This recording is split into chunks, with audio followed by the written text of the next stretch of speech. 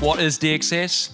DXS is a CFD trading platform for hundreds of global markets, and I'll drill into more of what that means, but I was told that I definitely need to start with a problem slide. So what is the problem? The problem is existing trading platforms cannot serve microtraders. And at DXS, we define a microtrader as anyone with $50 of trading capital or less. And typically what you'll find with these microtraders is that they're blocked on traditional platforms by minimum deposits, minimum withdrawals, minimum trade sizes, and excessive transaction fees. And these sort of barriers exist in the traditional model, largely due to the fact that there's this high fixed cost per additional trader on these traditional platforms.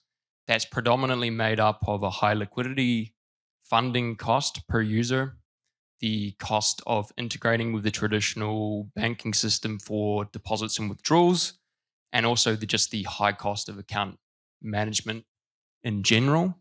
If you are wanting to serve this microtrader audience, what you would need to do is to take each of these barriers and reduce the cost as close as possible to zero. So what's the solution? Obviously, the solution is DXS. And hopefully when I make this next click, it'll play this video and it'll have sound as well. Let's see.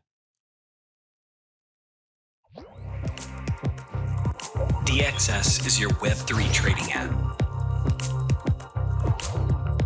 Just connect with your Web3 wallet to sign in and start trading in seconds. Trade the top cryptos, or Forex, indices, commodities, and stocks. Profit if the market goes up or goes down. With up to 100x leverage from as little as 1 cent.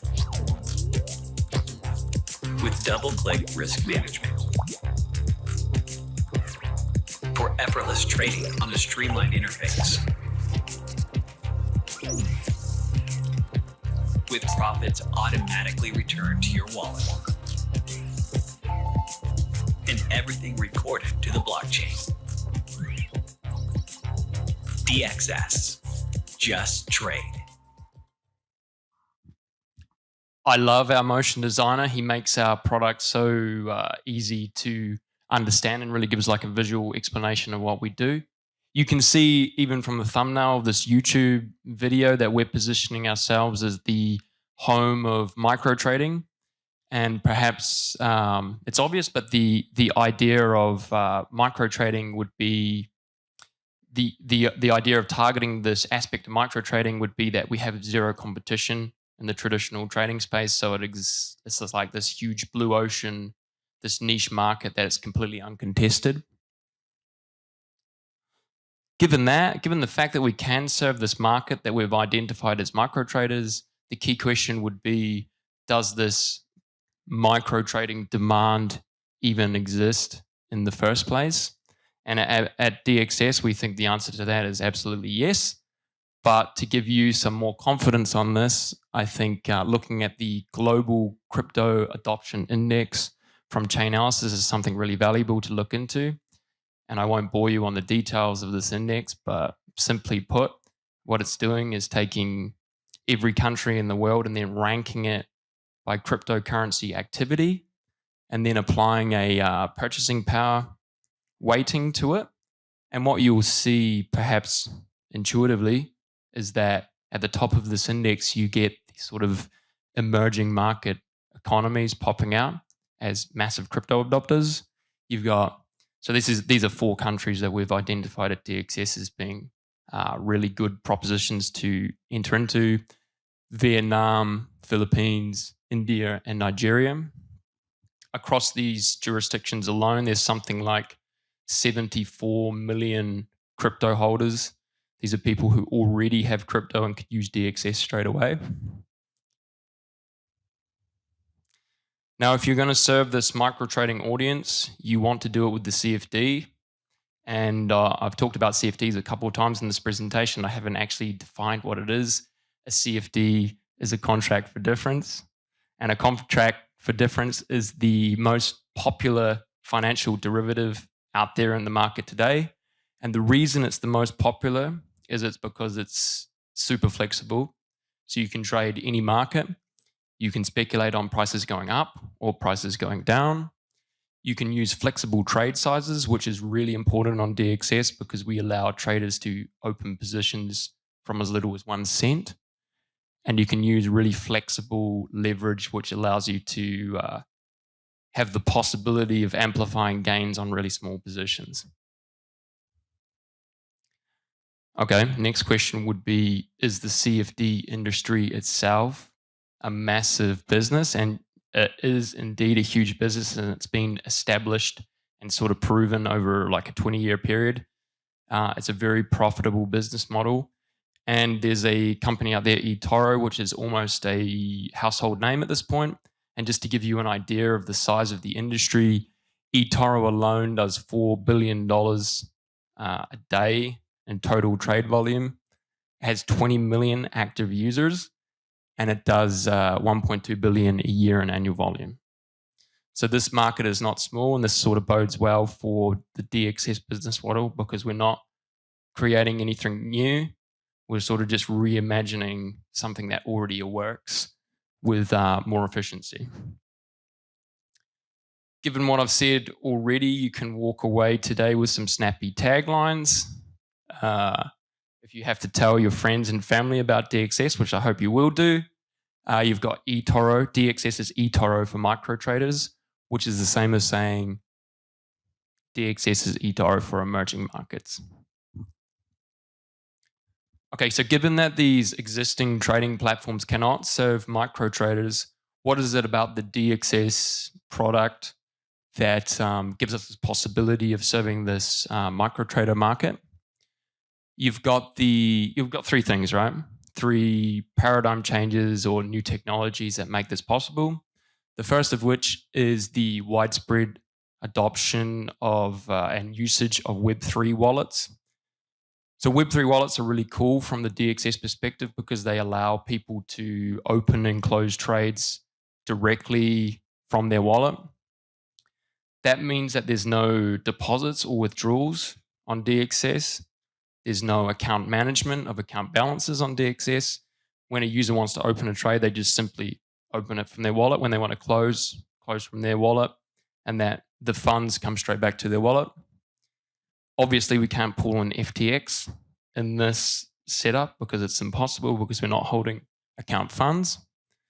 Now, this is cheaper because we're not integrating into the traditional financial system, but we also get this side benefit that it's a greatly simplified user registration and onboarding funnel, and account management is way cheaper.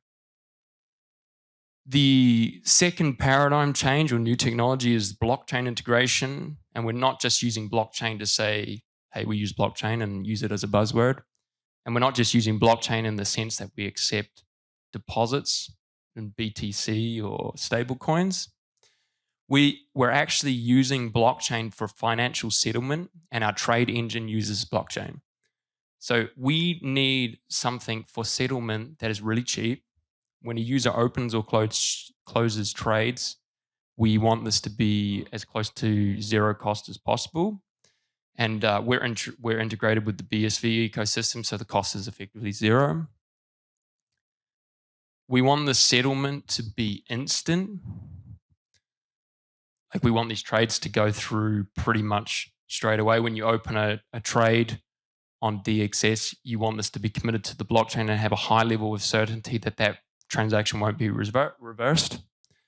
So we get that as well for blockchain integration. And also we get this like very interesting side benefit of having fully transparent settlement. So when a user opens a position on DXS, all the trading parameters are logged in that transaction, sent to the blockchain. And when it's committed in the blockchain, it forms this third-party auditable objective record of the proof of what actually happened that DXS can use and the user can use. And it just really helps us with gaining trust with our traders because there can be no disputes as to what actually happened. Finally, and this last thing I'll go into in a lot more depth is the idea of crowd-funded liquidity. Now, this is not new in the DeFi space, and it saves us a lot of overheads. Practically, for DXS, we put this in place because it allows us to have a near zero liquidity cost per additional user. So I'll go into more detail.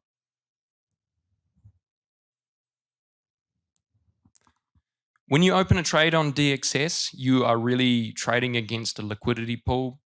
So when you open a trade and you have a profit, the party or entity that pays you out that profit is the liquidity pool. When you make a loss, that loss is absorbed into the liquidity pool. And what we've done at DXS is separate these two entities. So we have the liquidity pool on the right there, and DXS.app on the left. And DXS.app you can think of as the front end that communicates with this underlying trading settlement protocol via protocol messages. And the reason that we set it up like this was basically to generalize and commoditize the idea of a liquidity pool. So in the future, we can have multiple competing brokerages plugging into this underlying source of liquidity and utilizing this like public resource. So the liquidity pool is actually a not-for-profit foundation, and DXS.app is a registered brokerage in St. Vincent and Grenadines.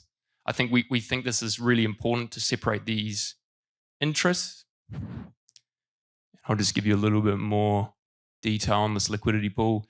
It's based on an assumption, which is pretty much a truth across the CFD industry, that more traders will lose than win trading CFDs online. This statistic that you see in the middle, 25.8% of traders profit, is actually a real statistic from DXS over the last 12 months.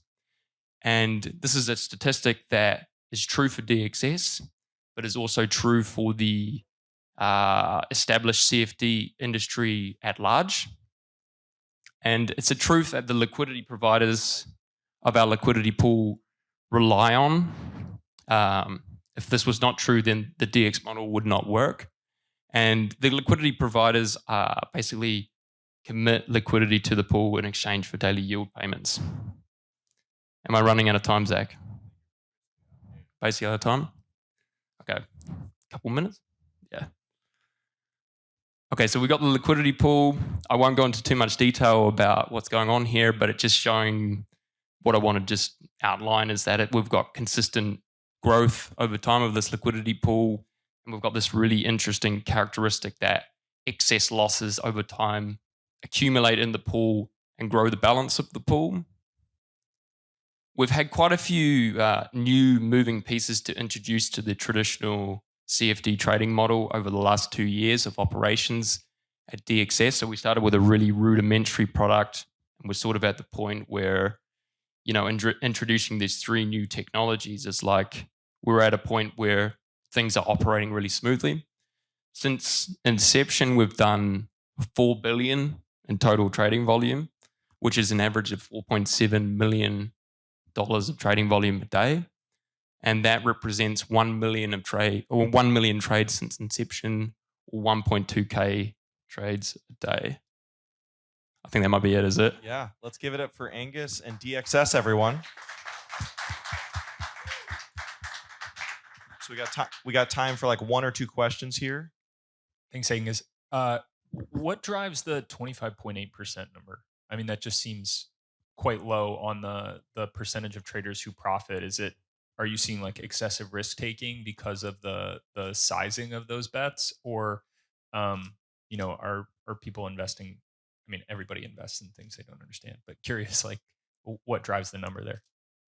Yeah, I think that's a good question. You know, there's a lot of stuff. There's a lot of headwinds operating against like any typical trader. So you've got like the spread, for example, that you have to overcome.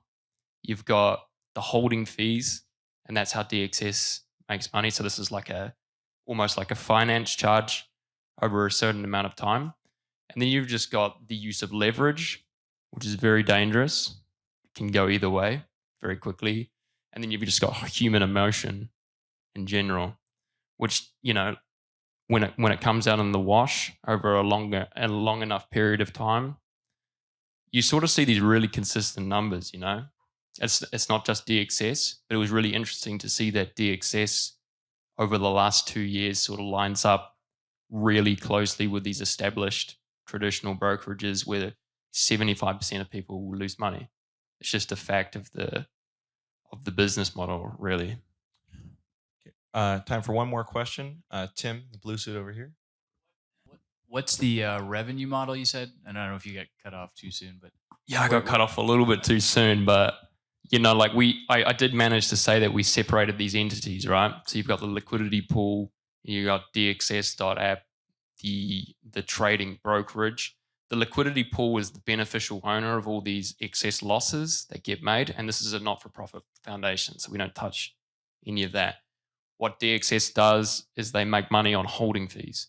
So if you have a position open, we'll take like a finance charge on the total value of the position, like an interest rate over time. So if you hold a position longer than 8 hours, we'll start charging holding fees on that. That's our revenue model.